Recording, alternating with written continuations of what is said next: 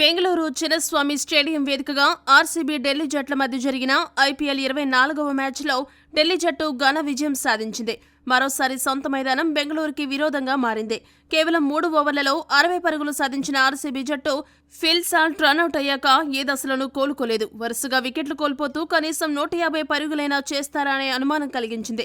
అయితే చివర్లో 20 బంతుల్లో 37 పరుగులు చేయడంతో బెంగళూరు జట్టు 163 పరుగుల ఫైటింగ్ స్కోర్ని ఢిల్లీ జట్టు ముందు ఉంచగలిగింది.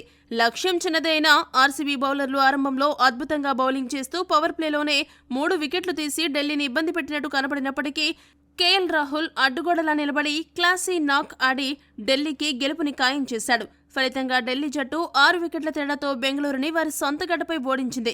ఇక ఈ మ్యాచ్ అనంతరం బెంగళూరు కెప్టెన్ రజత్ పాటీదార్ మాట్లాడుతూ ఏమన్నాడంటే, అసలు ఈ మ్యాచ్ కోసం ఏం మాట్లాడాలో అర్థం కావడం లేదు. ఈరోజు మా బ్యాటింగ్ బాగానే మొదలు పెట్టాము.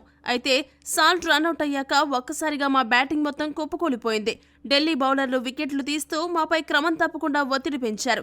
ఇక మేము కూడా సరైన భాగస్వామ్యాలు నిర్మించడంలో దారుణంగా ఫెయిల్ అయ్యాము. పరిస్థితులకు తగ్గట్టుగా మాలో ఏ ఒక్కరూ బ్యాటింగ్ చేయలేదు.